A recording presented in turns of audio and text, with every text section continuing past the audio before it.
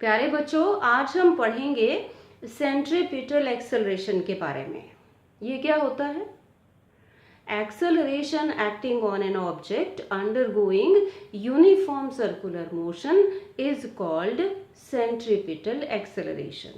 This acceleration always acts along the radius and towards the center of the circular path in which the particle is moving. आइए derive करते हैं expression for it.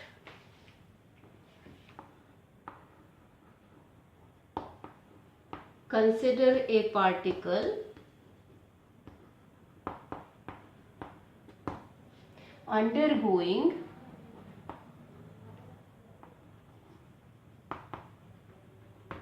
uniform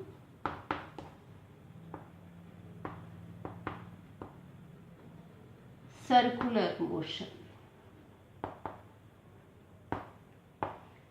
This motion is in the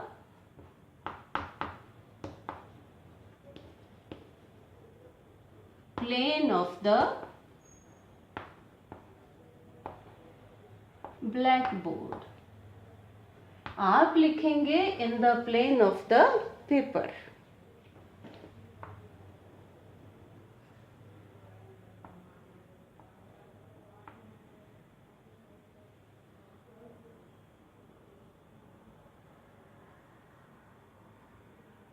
ये हमने circular path consider कर ली जिसके along particle move कर रहा है. Particle is moving anti clockwise.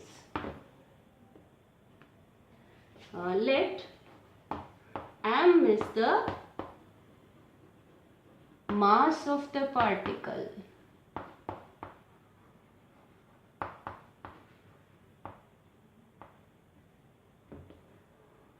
O is the center of the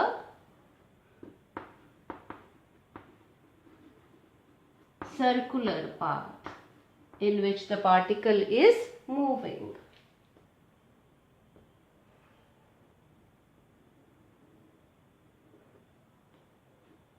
R is the radius of the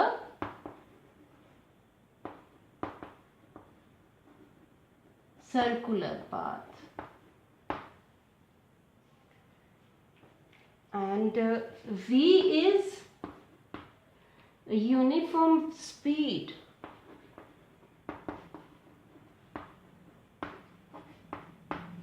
or constant speed. Omega is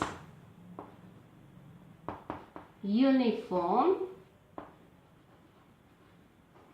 angular velocity.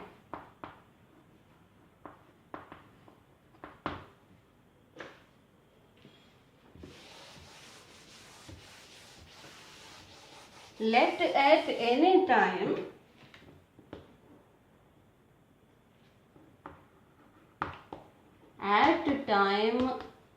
t particle is at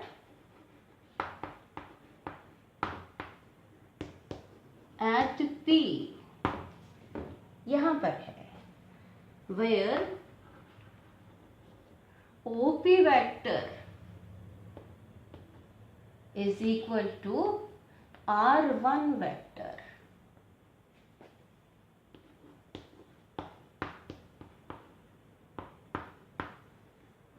At time t plus delta t,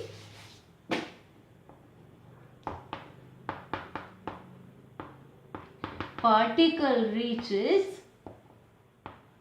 point Q.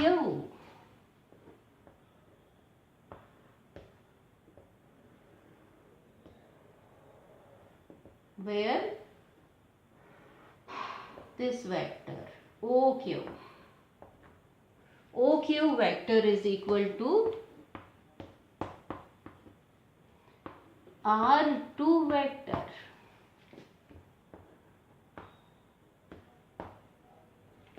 And this angle is delta theta.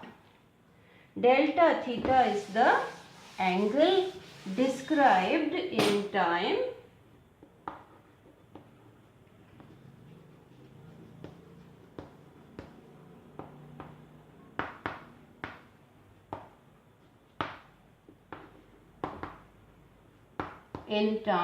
delta t.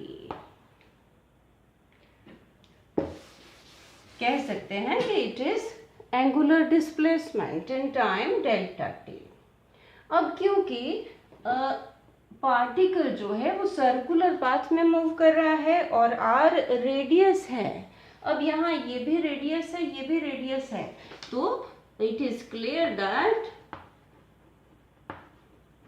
r1 vector its magnitude equal to r2 vector its magnitude must be equal to r, radius of the circular path.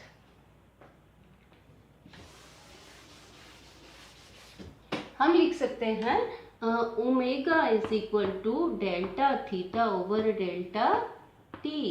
Omega is angular velocity. इसको equation 1 लिख लेते हैं, बाद में use होगा.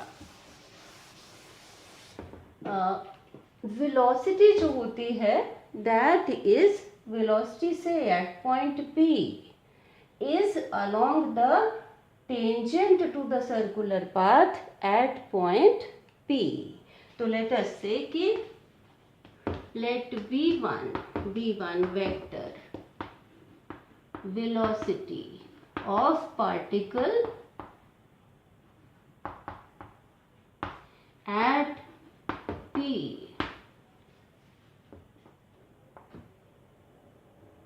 it can be represented by PA vector.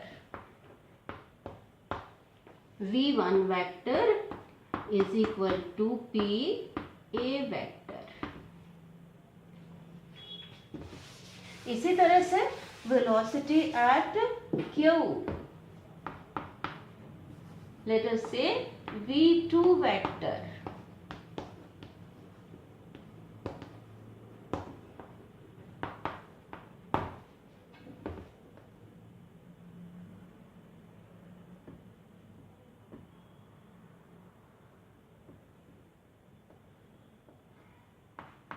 इसको represent कर दें Q B vector say. So V2 vector is equal to Q B vector.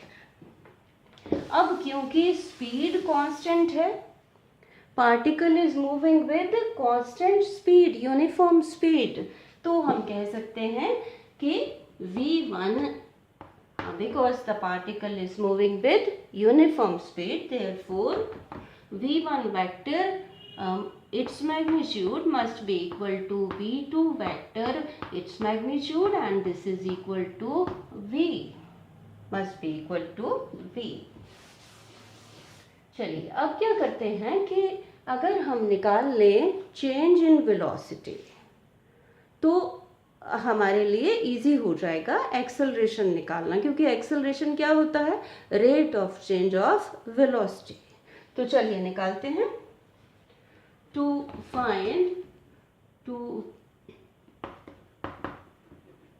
Find out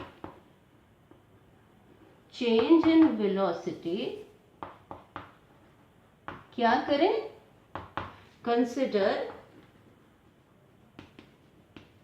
a point P dash.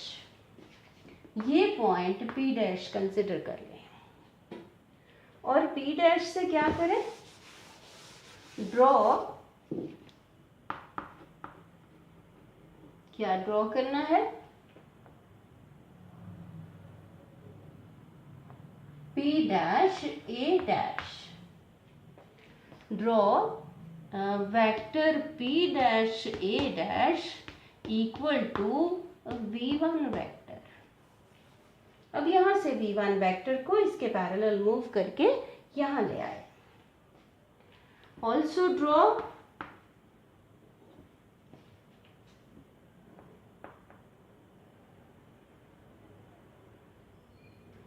ये ड्रॉ कर लें dash B dash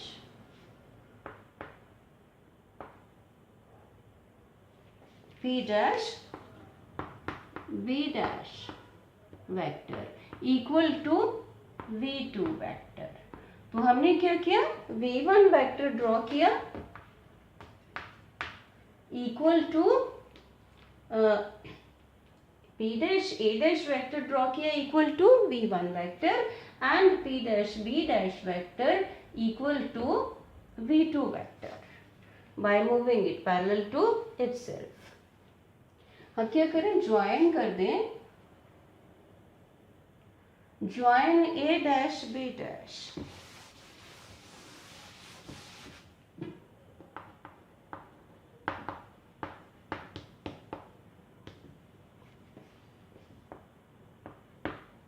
अब क्या है कि ये angle between the two position vectors r1 and r2 vector is delta theta. तो इनके ऊपर जो परपेंडिकुलर्स हैं यानी v1 वेक्टर और v2 वेक्टर, उन परपेंडिकुलर्स के बीच में भी एंगल क्या होगा, डेल्टा थीटा। तो हम लिख सकते हैं clearly angle A dash P dash B dash equal to delta theta. अब यहाँ पर लगा दें ट्राइंगल लॉ ऑफ, ये हमारे पास V2 vector, using triangle law of vectors to triangle A dash P dash B dash, two vectors V vector and this is A dash B dash vector, B1 vector plus A dash B dash vector equal to two vectors represented by two sides of a triangle taken in same order, then their resultant is represented by the third side of the triangle taken in opposite order. This is equal to P dash B dash को लिख लें V2 vector. तो हमारे पास यहाँ से आ जाएगा A dash B dash vector is equal to V2 vector minus V1 vector. Means the change in velocity is represented by A dash B dash। इसको हम कह देते हैं delta V vector is equal to V2 vector minus V1 vector.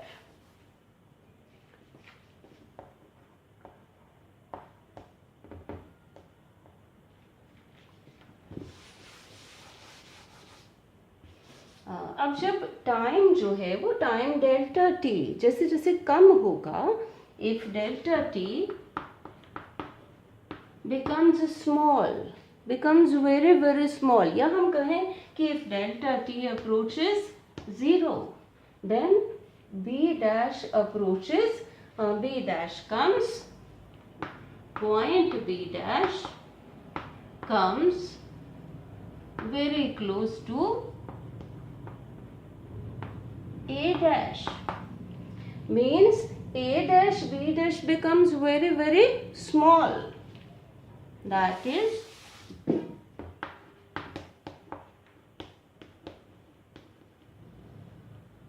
very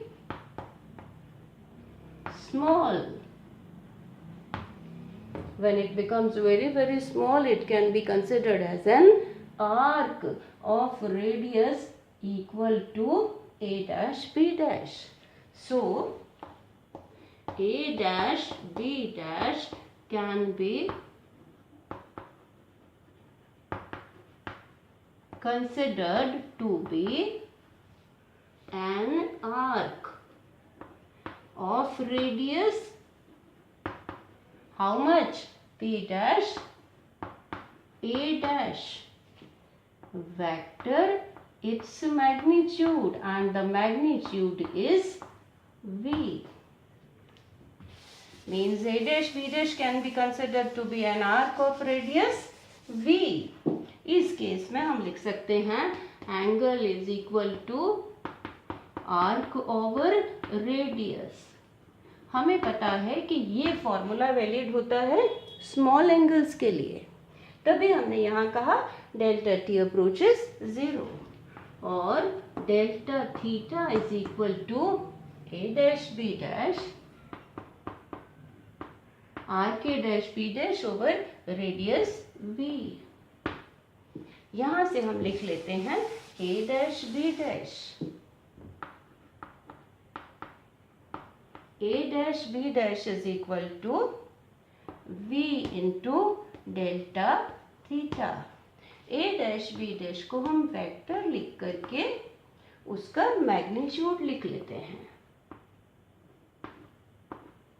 क्योंकि ए dash B dash vector है और ए dash B dash किसके बराबर, डेल्टा v के बराबर। Delta v vector its magnitude is equal to v into delta theta. इसको divide कर दें, डिवाइड बाय डेल्टा t, दोनों साइड्स को डिवाइड कर दें।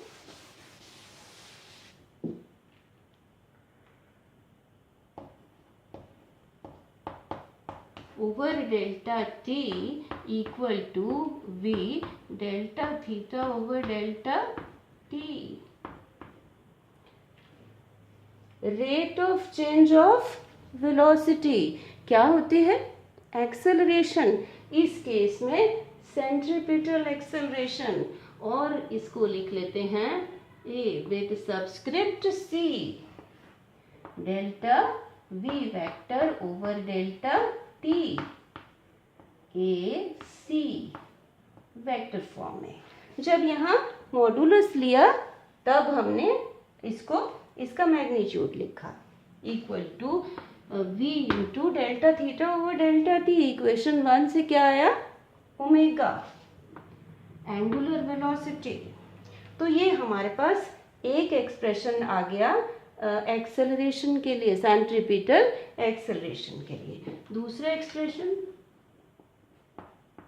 हमें पता है कि v is equal to omega into r, तो v की जगह ओमेगा इंटू आर लिख लिया, इस ओमेगा को यहाँ लिख लिया, तो ये आ गया acceleration is equal to omega square are.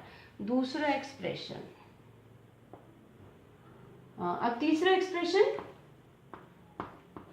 Omega की जगह लिखें v over r, v over r, इसका स्क्वायर इनटू r, तो ये क्या आ जाएगा,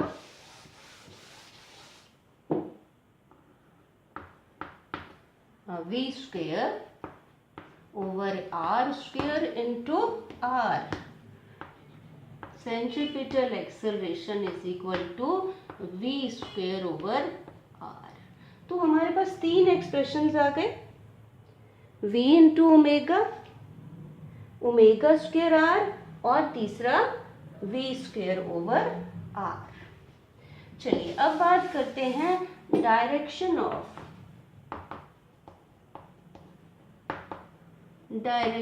ऑफ एक्सेलरेशन। अब direction of acceleration is same as direction of delta v, is same as that of delta v vector or same as that of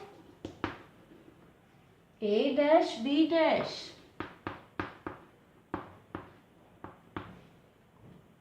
अब निकाल लेते हैं इसकी डायरेक्शन डेल्टा v की। अब फिर से also when delta t becomes small,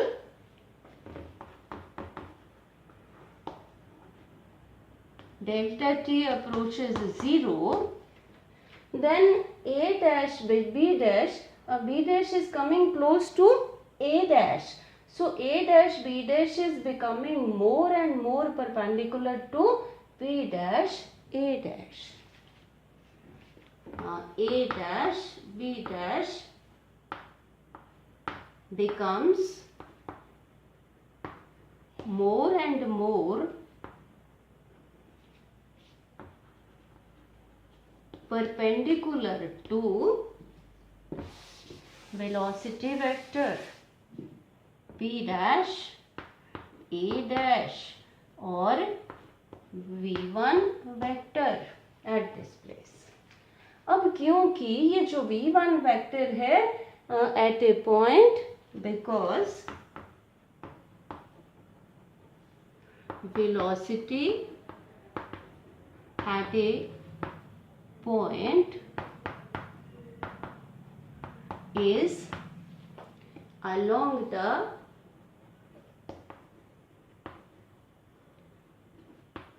tangent to the circular path at that point. Therefore, अब ये along tangent होता है और इसके ऊपर जो perpendicular हुआ फिर वो किस तरफ हुआ, along the radius and towards the center. Therefore, direction of delta V vector and direction of acceleration is along the radius and towards the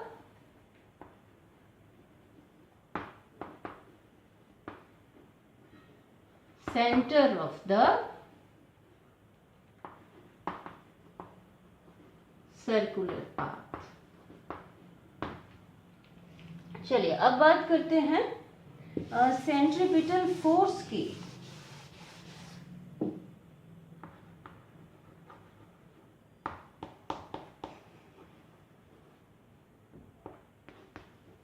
centripetal force क्या होता है? Centripetal force, force acting on an object undergoing uniform circular motion is centripetal force. इसको denote करते हैं F with subscript C से. So according to magnitude लिख लेते हैं. According to Newton's second law of motion, F is equal to m into A. यहाँ पर centripetal force is equal to mass into centripetal acceleration. और ये force भी act करता है एक्सेलरेशन की डायरेक्शन में. तो बच्चों ये हमने देखा कि मेन इम्पॉर्टेंट जो बात है नोट करने वाली कि वेलोसिटी जो है it is velocity at a point is along the tangent to the circular path or acceleration along the radius and towards the center. तो इसको बहुत अच्छी तरह से समझ लीजिए. Thank you.